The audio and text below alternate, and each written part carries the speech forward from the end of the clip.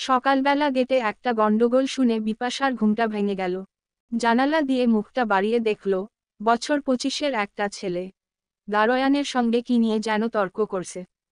ছেলেটা দেখতে খুব স্মার্ট, টল ফিগার, জিম করার মতো চেহারা। একবার দেখলেই ভিড়ের মাঝে যেন আলাদা করে চিনতে পারা যাবে।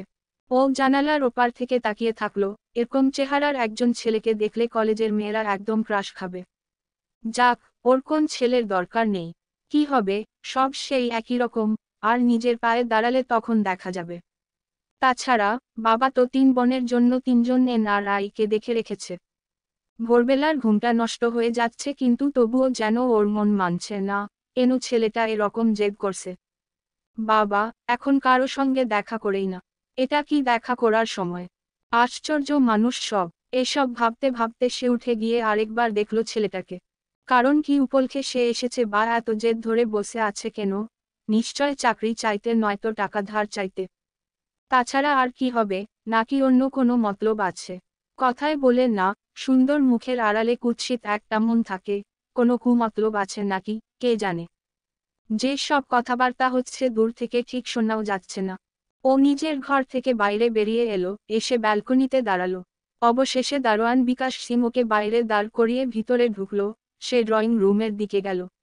এবার দেখল ছেলেটা দারোয়ানের পিছন পিছন ভিতরে ঢুকছে, হাতে একটা বড় ব্যাগ। ব্যাগটাই বা কিসের জন্য, সে কিছুই বুঝল না। বাবা তো খুব সকালে ঘুম থেকে উঠে এতক্ষণ হয়তো ড্রয়িং রুমে বসে আছে। ঘড়ির দিকে তাকিয়ে দেখল সে 6টা বাজে। বাবার এখন জুস খাওয়ার সময়। ও শুনতে পেল বাইরে দাঁড়িয়ে দেরোয়ান বলছে, স্যার, একজন লোক ডাকছে আপনাকে। কে ডাকছে? নাম বলল রঞ্জিত। কিন্তু নামে আপনি চিনবেন না বলল। বলে দে, এখন দেখা হবে না। ও বলল, এখন না দেখা হলে সারাদিন ও সময় পাবে না, কিন্তু দেখা করতেই হবে। ও সময় না পেলে আমি কি করব? বলে দে দেখা করতে হবে না। আমি বলেছি কিন্তু যেতে চাইছে না, বলছে 2 মিনিটের বেশি সময় নেবে না। কি মুশকিল, একে আমি চিন্তায় আছি, অতগুলো টাকা কোথায় পড়ে গেছে নাকি কোথাও ভুলে এসেছি, আজ পেমেন্ট করার কথা। মালিককে চুপ করে থাকতে দেখে দারোয়ান আবার বলল, স্যার, কি করব? ঘাড় ধরে বের করতে পারছিস না? আমাকে জিজ্ঞেস করছিস কেন? আবার যদি জিজ্ঞেস করেছিস তো তোর চাকরি থাকবে না। দারোয়ান বিকাশ সিং ঘুরে মুখ ফেরার আগেই ছেলেটা ব্যাগ নিয়ে বাবার সামনে গিয়ে দাঁড়ালো। স্যার, এটা নিশ্চয় আপনার। আমি এটা দিতেই এসেছি। তুমি এটা কোথায় পেলে? আপনার ব্যাগই তো। হ্যাঁ, আমারই। হসন্ত, আমার অটোতে ফেলে এসেছিলেন। আচ্ছা, আমি চললাম। বলে সে ফিরতেই বাবা বলে উঠল, দাঁড়াও, দাঁড়াও, আমি আগে দেখে নিই। ব্যাগটা কি তুমি খুলেছিলে? হ্যাঁ, খুলেছিলাম। নাম ঠিকানা দেখার জন্য, সেগুলো না পেলে থানায় জমা দিতাম। হুম। বলে বাবা ব্যাগটা খুলে দেখল। জানো তুমি এটায় কত টাকা আছে? বাবা জিজ্ঞেস করল। না, জানি না, আমি শুধু প্যান কার্ডটা দেখেছি, সেখান থেকেই আপনার নাম ঠিকানা বের করে এখানে এসেছি। দেখে নিন, সব ঠিক আছে কিনা। হ্যাঁ, সব তো ঠিকই আছে। তাহলে এবার আমার ভাড়াটা দিন। আমি চলে যাই। কিসের ভাড়া? কাল ভাড়া না দিয়েই আপনি গাড়ি থেকে নেমে নিজের গাড়িতে উঠে গেছিলেন। কত? কালকের 300 টাকা আর আজকের ফেরত দিতে আসার খরচ নিয়ে 200, মোট 500 টাকা। বিপাশা দেখল বাবা ওকে একতারা 500 টাকার নোট নিয়ে ওর হাতে দিল। এতগুলো? তোমার বখশিস। ছেলেটা হাসল। তারপর একটা 500 টাকার নোট নিয়ে বাকি টাকাগুলো ফেরত দিয়ে বলল, আমি আমার নিজের কাজ করেছি, বাহাদুরি কিছুই করিনি। যখনই আপনি আমার গাড়িতে উঠেছিলেন, তখনই আপনার জানমালের দায়িত্ব ছিল আমার উপর। রক্ষক ভক্ষক হলে তো। আর কিছু না বলেই সে বাইরের দিকে এগিয়ে গেল। বাবা একটু চুপ করেছিলেন। হঠাৎ যেন সম্বিত ফিরে পেলেন। বললেন, এই শোনো। ছেলেটা ফিরে দাঁড়ালো। বলুন, তোমার নাম আর ফোন নম্বরটা দিয়ে যাও। কোনো কারণ সন্দেহ বা কোনো রকম দ্বিধা না কোঅর্ডিনেশন রেই সে বলল, নাম রঞ্জিত চ্যাটার্জি আর ফোন নম্বর 99। বলেই সে চলে গেল। বিপাশা কয়েকবার নাম ফোন নম্বরটা মনে মনে আওড়ালো। তারপর বলল, অবাক ছেলে। এই নিশ্চয় কোনো সিনেমা দেখে দেখে মানুষ হয়েছে, হিরো সাজার ইচ্ছা। নইলে আজকাল কেউ টাকার ব্যাগ ফেরত দেয় না। একটা বাঁকা হাসি হাসল সে। ছেলেটা 500 টাকা নিয়ে চলে যেতে বিপাশা বাবার ঘরে ঢুকল। বাবার জুস ততক্ষণে চলে এসেছে। বিপাশা সব জেনেও বাবাকে জিজ্ঞেস করল, বাবা এই ছেলেটাকে? আর বলিস না, একটা বোকা ছেলে বলা যায়। কালকে ব্যাংক থেকে বেরিয়ে কিছু দূর গিয়েছি, তারপর হঠাৎ আমার গাড়িটা খারাপ হয়ে গেল। সামনে সামনে গ্যারাজ ছিল না, একটা অটো পাশ দিয়ে চলে যাচ্ছিল, তখন ওটা থামালাম। রতনকে বললাম গাড়িটাকে কোনোরকম নিয়ে গিয়ে গ্যারাজে দিয়ে সারিয়ে আনতে। বাড়িতে ফোন করলে তো অন্য একটা গাড়ি চলে যেত। করেছিলাম। একটা তোর মা নিয়ে গিয়েছিল, আর ড্রাইভার তো কে ছিলই না। যতীন ড্রাইভার তো ছুটিতে আছে। বলে বিপাশা চুপ করল। ওর বাবা সত্য বাবু বললেন। আমি এর অটোটাতে উঠে বসলাম। হাতে আমার এই হাউস ব্যাগটা ছিল। এতে 3 কোটি টাকা আছে। আমার যে সিমেন্ট ফ্যাক্টরিটা হচ্ছে সেখানে একটা স্মল পেমেন্ট দেওয়ার আছে। বুঝতেই তো পারছিস, ব্যবসা করতে গেলে সব পেমেন্ট তো আর থ্রু ব্যাংক দেওয়া যায় না। কেন দেওয়া যায় না সেসব তুই বুঝবি না। এই সব টাকায় অনেক লোককে হাতে রাখতে হয়। কিন্তু ছেলেটা এসেছিল কি জন্য? আমি ওর অটোতে টাকার ব্যাগটা ফেলে এসেছিলাম, তাই সে টাকা ফেরত দিতে এসেছিল। পুরো টাকাই ফেরত দিয়েছে। একটা কাগজও এদিক ওদিক করেনি। কেবল ঠিকানাটা বের করেছে। আমার প্যান কার্ড ওখানেই ছিলি তুই, সেটা দেখে। তাহলে ছেলেটা খুব সৎ বলো? হ্যাঁ, তা বলতে পারিস। তবে এদের জীবনে কখনো উন্নতি হবে না। কেন? কেন আবার কি? এই 3 কোটি টাকাটা যদি ও নিজে রেখে দিত, আমি কি করতে পারতাম? আমি পুলিশে খবর দিয়েছিলাম। পুলিশ তো জানিস কত কাজ করে। পুলিশ নিজে পেলেও ব্যাগটা ফেরত দিত কি না সন্দেহ। তাছাড়া এই শহরে লাখ লাখ কত লোক চলছে। এটা কাকে ধরবে? কোনো প্রমাণ নেই, অটোর নম্বর আমার জানা নেই, ছেলেটার নামও জানা নেই। এমনকি ছেলেটা যে দেখতে কেমন ছিল, সেটাও এই আজ ভালো করে দেখলাম। তোমার তো অনেক বড় ক্ষতি হয়ে যেত, তাই না? হ্যাঁ, কেবল 3 কোটি টাকাই ছিল। 3 কোটি টাকা আমার হাতের ময়লা। মানে, আমার যত লেবার আছে, তাদের মধ্যে শুধু 10% লেবারকে একদিন 1 ঘন্টা বেশি খাটিয়ে নিলেই ওই টাকা চলে আসবে। কিন্তু ওরা তো গরিব, ওদের টাকা কেন মারবে? তুই এসব বুঝবি না, এসব করাতে হয়। বিপাশা কিছু না বলে চলে গেল নিজের রুমে। আর সেদিন থেকেই তার মনে হতে থাকলো, তার থাকা খাওয়া পড়া সব গরিব মানুষগুলোর রক্ত দিয়ে হচ্ছে। ছি, ছি। অথচ তার নিজের বাবাকে সে এতদিন সৎলোক ভেবে এসেছিল, আদর্শ মনে করত। এর চেয়ে তো ওই টেম্পো ওলা ছেলেটা অনেক ভালো। বিপাশা সেই থেকে নিজের খরচ যথাসম্ভব কমিয়ে আনতে লাগলো। ওর দিনরাত মনে হতে লাগলো, বাবা গরিবদের ঠকিয়ে টাকা রোজগার করছে, আর সেই টাকায় আমাদের এত বড়লোকই চলছে। ছি। এই জন্যই সুকান্ত লিখে গেছেন, সবচেয়ে খেতে ভালো গরিবের রক্ত। আজ ওর রঞ্জিতের মতো লোককে ভালো লাগতে লাগলো। যদিও বাবা বলেছিল, এরা পৃথিবীর সবচাইতে বোকা। কিন্তু ওর মনে হতে লাগলো, এরাই প্রকৃত মানুষ। এই ঘটনার ঠিক কয়েকদিন পর ওর বাবার এক NRI বন্ধু অমলেশ আঙ্কেল ফোন করে জানালো যে এই মাসেই ওর 3 ছেলের সঙ্গে সত্য বাবুর 3 মেয়ের বিয়ের ব্যবস্থা যেন করা হয়। ওরা আর অপেক্ষা করতে রাজি নয়। যারা পড়াশোনা করছে, তারা ওই আমেরিকায় গিয়েই বাকি পড়াটা করে নেবে। অন্য সবাই এক কথায় রাজি হলেও বিপাশা রাজি হলো না। সে সোজা জানিয়ে দিল যে বিদেশ তো যাবেই না, আর ছেলের সঙ্গে কথা না বলে সে কিছুতেই বিয়ে করতে পারবে না। কিন্তু বাবা বলল, ছেলে দেখার কি আছে? ওরা তো দেখতে শুনতে মন্দ নয়, তাছাড়া তোদের সবার যদি ওই অমলেশের 3 ছেলের সঙ্গে তোদের 3 জনের বিয়ে হলে আমি ওর এখানের বিজনেস তো সব পাবই, তাছাড়াও আমার বিজনেসেও ইনভেস্ট করবে। তাই বলে কথা। বিপাশা জানিয়ে দিল যে এই রকম সৌদাগরি বিয়ে সে করতে পারবে না। সত্য বাবু বাকি 2 মেয়েকে জিজ্ঞেস করলেন, তোরা কি বলিস? ওরা জানালো যে তাদের কোনো আপত্তি নেই। বাবার আদেশ তাদের ঈশ্বরের আদেশের মতো। পিতার সৌভাগ্যেই তারা এতদিন লালিত পালিত, পিতাই তাদের কাছে সব। পিতার ভাগ্যেই তারা খায়। কিন্তু বিপাশা জানালো যে সে ওদের সঙ্গে একমত নয়। সে এতদিন এবং আজ পর্যন্ত নিজের ভাগ্যের কারণেই খেয়ে পড়ে এসেছে, বরং এই মনে করে তার এখন নিজেকে ঘৃণা হচ্ছে যে সে যা খেয়েছে, পড়েছে আর বিলাসিতা করেছে, তার প্রতিটা টাকায় গরিবের রক্ত মেশানো আছে, আর তার বাবা তাকে ব্যবসার একটা মূলধন ভাবছে। এই কথা শুনে সত্য বাবু রেগে গেলেন আর ওকে বাড়ি থেকে এক বস্ত্রে বেরিয়ে যেতে বললেন। বিপাশা দৃঢ় কণ্ঠে বলল, প্রতিটা খাদ্য কণায় গরিবের রক্ত মিশে আছে। কারণ তার বাবা নিজ মুখে বলেছে যে লেবারদের 2 ঘন্টা বিনা পয়সায় খাটায়। বেশ করি, আমার কথা মেনে চলতে পারলে এখানে থাকো, নইলে এখনই বেরিয়ে যাও। বিপাশা বেরিয়ে যেতে গেলে বোনেরা হেসে বলল, এতই যদি তোর নিজের প্রতি অহংকার তো বাবার দেওয়া দামি জামাটা কেন পরে যাচ্ছিস? ওটাও খুলে দিয়ে ন্যাংটো যা।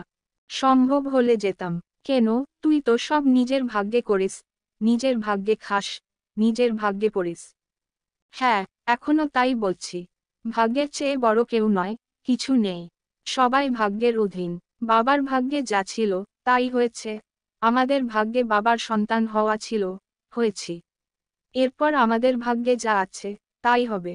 আমাদের ভাগ্য নয়, তোর ভাগ্যে যা আছে, তাই হবে।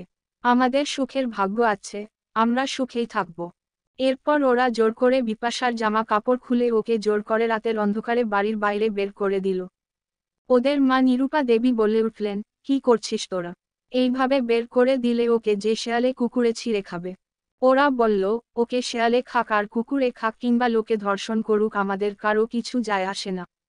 ও বাবার কাছে ক্ষমা চাক আর বাবা যেটা বলছে সেটা করুক। নিরূপা দেবী বিপাশাকে বললেন, সে চুপ করে রইল। সত্যবাবু বললেন, তুমিও কি ওর সঙ্গে যাবে? তো বেরিয়ে যাও।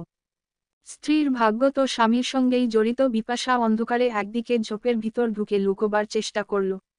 সে কি করবে, কোথায় যাবে আর কিভাবে যাবে বুঝে উঠতে পারল না। ঠিক এই সময় বাড়ির পুরনো চাকর রামু বিপাশাদের নিজের মেয়ের মতোই মনে করত। সে তার মালিক সত্যই বাবুর আদেশ উপেক্ষা করে তার নিজের একটা পুরনো জামা নিয়ে এসে বিপাশার দিকে বাড়িয়ে দিয়ে বলল, মা, তুই আমার বাড়ি চল। এইভাবে তো আর রাস্তায় বেরোনো যায় না। রামুর সাহস দেখে সত্য বাবু রামুকে চাকরি থেকে ছাড়িয়ে দিলেন। বিপাশকে নিয়ে রামু নিজের বাড়ি চলে গেল। রামু আর ওর বউ বিপাশা সেখানে থাকতে লাগলো। রামু কাকা চেষ্টা চরিত্র করে এক ডাক্তারের বাড়িতে কাজ পেয়ে গেল। সংসার কোনো রকমে চলছিল। ওই রকম বৃদ্ধ মানুষের বোঝা হতে বিপাশার খুব খারাপ লাগছিল। সে ছোট মোটো একটা চাকরির চেষ্টা করছিল, কিন্তু কোথাও সে সেটা পাচ্ছিল না। বিশেষ করে বাধা আসছিল দুটো জায়গায়। এক হচ্ছে, তার কোন অভিজ্ঞতা ছিল না, আর 2 নম্বর তার বাবার নাম। এই সত্য রায় নামটা দেখলেই প্রথমেই লোকে ওর পরিচয় প্রকাশ পেয়ে যেত। তারপর কেন সে এত বড় ব্যবসায়ীর চাকরি চাইছে, জিজ্ঞেস করায় সে কোনো কথা না বলে সেই ইন্টারভিউ রুম থেকেই বেরিয়ে আসত। এইভাবে একদিন সকালে চা রুটি খেয়ে বেরিয়েছিল সে। এখানে আসার আগে পর্যন্ত বিপাশা কোনোদিন চা রুটি খাওয়ার ব্যাপারটা জানতই না। রামু কাকা আর ওর বউ প্রথম প্রথম অন্য কিছু বানিয়ে দিত, কিন্তু সে একদিন রামু কাকাকে চা রুটি খেতে দেখে ফেলায়। সেদিন থেকে জোর করেই চা রুটি সকালে খেত। তো এই রকম একদিন সে চা রুটি খেয়ে ইন্টারভিউ দিতে বেরিয়েছিল আর তার কাছে বাস ভাড়ার পয়সাটুকুও ছিল না। প্রায় খালি পেটে ক্রমাগত রোদে হাঁটাহাঁটির ফলে তার অসুস্থ বোধ হতে লাগল। সে এক জায়গায় বসে পড়ল। একসময় লোকজন তার চারপাশে ভিড় জমাতে শুরু করলে সে চিন্তায় পড়ল। কোনো রকমে উঠে কাছের একটা পাবলিক টেলিফোন বুথ থেকে রঞ্জিতকে ফোন করল সে। ওকে সে একটা বিশ্বাসী লোক মনে করেছিল। বাকিদের সে কোনোভাবেই জানত না, বিশ্বাসও করতে পারত না। রণজিৎ এলে ওর অটোতে বসে পড়ল। ভাবল বাড়ি গিয়ে রামু কাকার কাছ থেকে ভাড়া চেয়ে দিয়ে দেবে। ইচ্ছা না থাকলেও চাইতেন হবে। কিন্তু কিছু দূর যেতে না যেতেই বিপাশা অজ্ঞান হয়ে পড়ল অটোর মধ্যেই। রঞ্জিত ব্যাপারটা দেখে ডাক্তারখানায় নিয়ে গিয়ে ট্রিটমেন্ট করিয়ে ওষুধ ও কিছু ফলমূল কিনে বাড়ি পৌঁছে দিল। ভাড়া বা টাকা কিছুই চাইতে পারল না, কারণ একে মেয়েটা অসুস্থ আর দ্বিতীয় ওদের বাড়ির অবস্থা দেখে শুনে ওর ভালো মনে হলো না। নিতান্তই দিন একটা পরিবার। যদিও রামু কাকার বউ ওকে বারবার খরচ কত হয়েছে বলার অনুরোধ করেছে। রঞ্জিত বলেছে পরে নেবে, আগে আপনাদের মেয়ে সুস্থ হোক। ডাক্তারের কথায় সে অনেক দুর্বল, কিন্তু ভালো মন্দ কিছুই খাওয়াবার ক্ষমতা রামু কাকার নেই। তাই রণজিৎই সেসবের ব্যবস্থা করে দেয়। দিন 15 পর বিপাশা সুস্থ হলে রঞ্জিতের কাছে অটো চালানো শেখার বায়না ধরে, কারণ সে রামু কাকাকে সাহায্য করতে চায়। রঞ্জিতের সঙ্গে থাকতে থাকতে সে তার সম্বন্ধে অনেক কিছুই জেনে যায়। যেমন ওর এক ভাই আর এক বোন আছে যারা কলেজে পড়ে। ওর বাবা একজন প্যারালাইজড রোগী, মা গৃহিণী। রণজিৎ নিজে মাস্টার্স ডিগ্রি নিয়ে একটা জব করছিল, তারপর বসের সঙ্গে কোন একটা ব্যাপারে ঝগড়া হওয়ায় সে চাকরি ছেড়ে নিজে অটো চালাতে শুরু করে। আর তার দৈনিক আয় কয়েকটা ভাগে ভাগ করে। একটা ভাগ মাকে দেয় সংসার চালানোর জন্য, একটা বাবার চিকিৎসা খরচ, একটা ভাই বোনেদের লেখাপড়ার খরচ, একটা ভবিষ্যতের খরচ, একটা গাড়ি খারাপ হলে সেটা সারানোর জন্য খরচ, আর তারপর কিছুটা অর্থ দিয়ে দুটো দুস্থ পরিবারকে দৈনিক চাল ডাল এসব দিয়ে আসে। রণজিতের পরিবারটাকে বেশ ভালো লাগে বিপাশার। ঝগড়া ঝামেলা কিছুই নেই, সমস্যা আছে কিন্তু সেগুলো কাটিয়ে ওঠার চেষ্টাও আছে। কিছুদিন পর বিপাশা অটো চালাতে শিখে গেলে পরে অটো জোগাড় করে দিতে বললে রঞ্জিত তাকে অটো না দিয়ে একটা টোটো দেয় যাতে সে কাছাকাছি জায়গায় থাকতে পারে। বিপাশা জানতে পারে এই টোটোর জন্য তাকে কিছুই দিতে হবে না, কারণ সেটা রঞ্জিত নিজেই বানিয়েছিল। রঞ্জিত এইভাবে মাঝে মাঝে দু একটা করে টোটো বানিয়ে বিক্রিও করে থাকে। রঞ্জিতের সঙ্গে মেলামেশ করতে করতে একদিন ওদের মধ্যে ঘনিষ্ঠতা জন্মে যায়, আর ওরা বিয়ে করে নেয়। রঞ্জিতের টোটো ব্যবসা আস্তে আস্তে বাড়তে থাকে, আর কয়েক বছর পর সে একটা কোম্পানি খুলে বসে। সেটা বেশ বড় হয় ক্রমে। রঞ্জিত আর বিপাশা এখন একটা গ্রুপ অফ ইন্ডাস্ট্রিজের মালিক। এদিকে ওর বাবা সত্য রায় তার প্রবাসী বন্ধু অমলেশের কারখানাগুলো চড়া দামে কিনে ঠকে যায়, কারণ সেগুলো ছিল ঋণগ্রস্ত আর ক্ষতিগ্রস্ত। ফলে তার বহু টাকা দেনা হয়, দেউলিয়া হয়ে যায়। সব নিলাম হওয়ার সময় বিপাশা তার বাবার কোম্পানি বাড়ি ঘর সব কিনে নেয়। বাড়ি নিলাম হওয়ার পর বিপাশা বাড়ি দখল নিতে আসে। তখন সেখানে তার বাবা মা, দুই দিদি, জামাইবাবু সকলেই ছিল। বিপাশাকে দেখে ওরা বেশ অবাক হয়। বিপাশা জানায় এসবি শুধুমাত্র ভাগ্যের খেলা। কখন যে রাজা ফকির হয়ে যায় আর ফকির রাজা কেউ জানে না। তাই সুসময়ে অহংকার দেখানোর মধ্যে কোনো মহত্ব নেই। লঙ্কার রাবণের সাম্রাজ্য একদিন ধ্বংস হয়েছে। মোগল সাম্রাজ্যের বংশধরেরা এখন বস্তিতে থাকে। এই সবই ভাগ্যের খেলা। যার ভাগ্যে যা লেখা থাকে তাই হয়। অহংকারীর ভাগ্যে তার পতনও অনিবার্য লেখা থাকে। তোমরা আমাকে বাড়ি থেকে নগ্ন করে বের করে দিয়েছিলে একদিন, কিন্তু আমি তোমাদের বাড়ি থেকে বের করব না।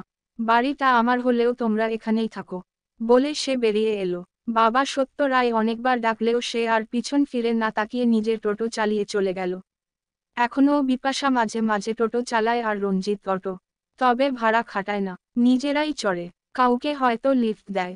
বন্ধুরা, গল্পটি কেমন লাগলো কমেন্ট করে জানাবেন। আর কি ধরনের গল্প আপনারা চান সেটাও কমেন্ট করে জানান। আর গল্পটি ভালো লাগলে চ্যানেলটিকে সাবস্ক্রাইব করে আমাদের পাশে থাকুন।